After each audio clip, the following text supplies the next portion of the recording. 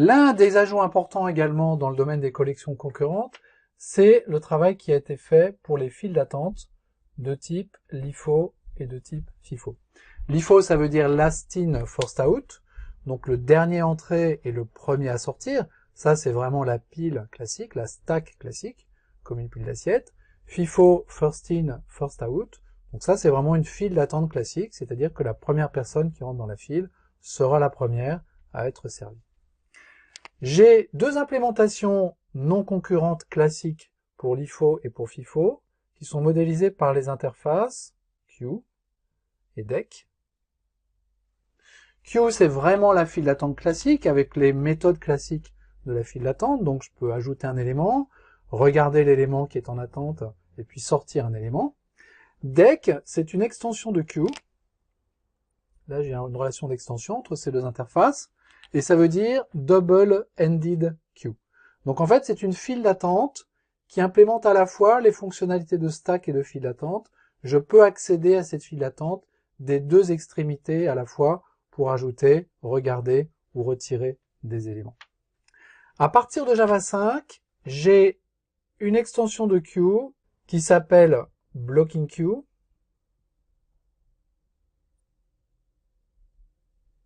Et une extension de deck qui s'appelle Blocking Deck. Sachant que Blocking Deck étant également Blocking Queue. Ça, ce sont encore des interfaces. Qu'est-ce que dit Blocking Queue et Blocking Deck par rapport à Queue et Deck? Elle dit simplement que les implémentations de ces deux interfaces doivent être concurrentes, donc doivent supporter la concurrence, doivent présenter toutes les garanties que si ces implémentations sont attaquées par plusieurs threads en concurrence d'accès, tout va se passer correctement, y compris au niveau de la visibilité.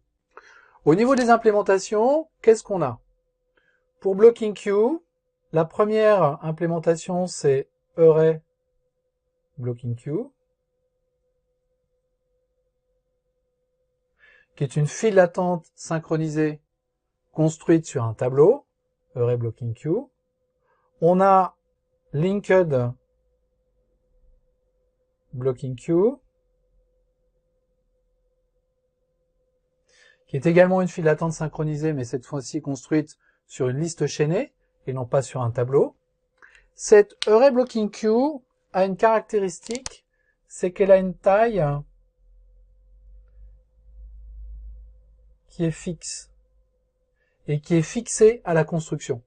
ArrayList, quand je crée une ArrayList en Java, je peux rajouter des éléments quasiment à l'infini, alors pas tout à fait à l'infini, mais quand même, et la taille du tableau interne va grandir, entre guillemets, au fur et à mesure des besoins.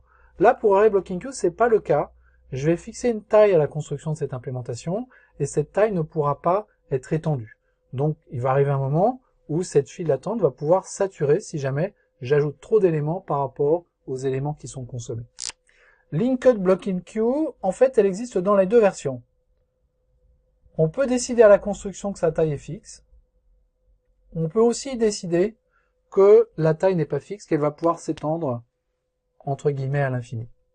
C'est pas forcément une bonne idée quand on fait de la concurrence d'avoir des files d'attente de taille infinie, parce que si j'ai trop de producteurs par rapport aux consommateurs, je peux exploser la mémoire de mon application et la mémoire de mon serveur. Donc il faut réfléchir à ça. Et puis, j'ai une autre implémentation que je vais citer également, qui s'appelle la Synchronous Blocking Queue. Alors, cette file d'attente, elle a une particularité, c'est qu'elle est de taille 0. Elle est même pas de taille 1. Donc, on ne peut pas ajouter d'éléments dans cette file d'attente, et on va voir dans un instant comment est-ce qu'on peut l'utiliser. Donc, c'est là, le fait qu'elle ait une taille fixe ou pas, c'est quelque chose qui n'a pas de sens, en fait.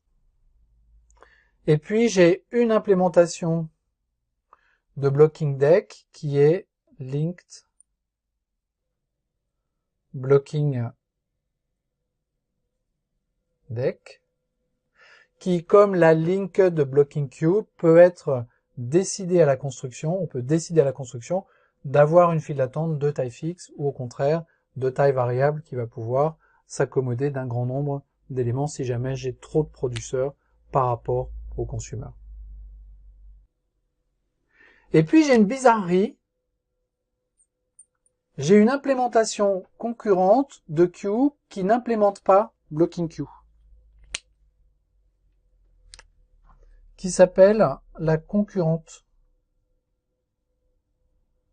linked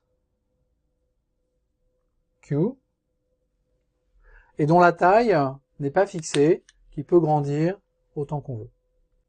Donc voilà pour le paysage, deux interfaces qui modélisent les files d'attente et les piles concurrentes, blocking queue, blocking deck, et puis 4 implémentations particulières, 2 pour queue, la première construite sur un tableau, la deuxième construite sur une liste chaînée, une pour blocking deck construite sur une liste chaînée, et puis cette implémentation un peu particulière qui s'appelle la synchronous blocking queue et dont on va voir la caractéristique dans un instant.